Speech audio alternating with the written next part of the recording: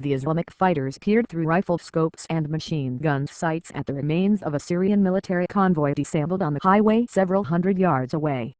They were peppering President Bashar al-Assad's soldiers with gunfire, trying to prevent their escape. "Here are the heroes and mujahideen of the Shield of Muhammad, peace be upon him," one fighter said softly as others opened fire. The Syrian army answered the rebels' gunfire. Tanks fired into the village from one direction, artillery from another. The ground shook. Smoke and dust rose.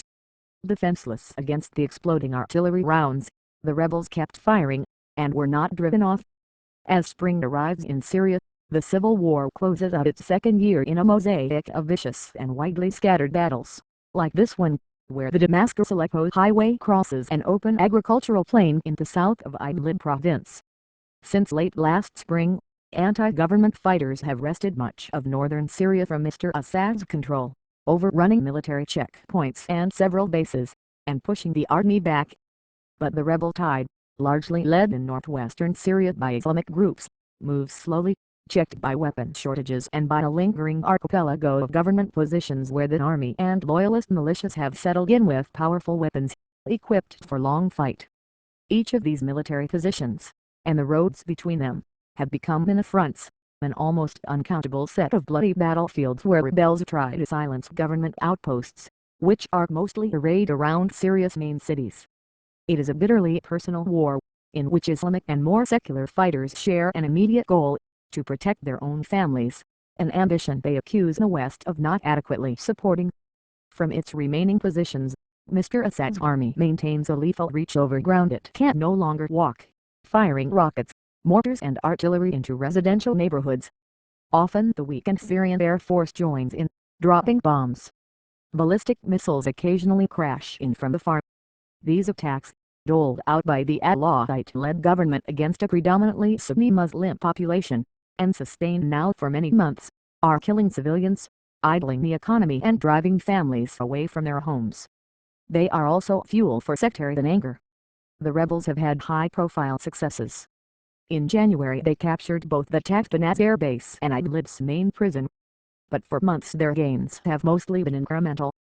The battle at Hish, for one of the few roads in the Idlib region that Mr. Assad's forces still risk using, is, as one fighter described it, a contest for a death highway in which one side has a full conventional arsenal and the other is armed with faith as much as weapons.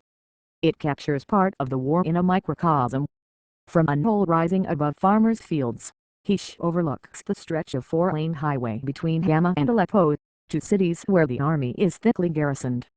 Several Syrian army checkpoints are strung along the asphalt, a bid to keep ground supply lines open, the military imperative for Mr. Assad in part because his government's helicopter fleet has been thinned, making aerial resupply difficult.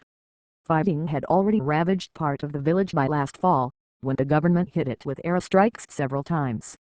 But in late January, hundreds of rebels from an Islamic brigade known as Saqar al-Sham, or the Falcons of Syria, gathered in Hish and formed a blocking position on the western side of the road. Another armed group, the Grandsons of the Prophet, took up positions on the opposite side, creating a gauntlet for the army. The battle has flashed intermittently ever since. Creeping forward by night and massing by day, rebels now watch from small bunkers, buildings and fighting holes that extend from the town toward the highway's edge.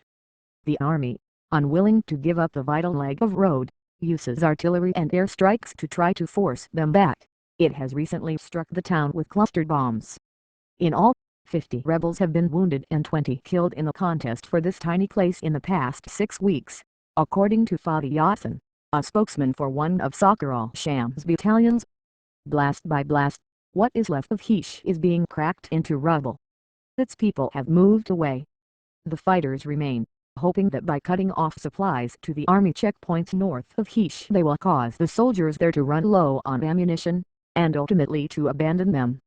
Each silenced outpost, they know, is one less outpost that can fire on Idlib's towns.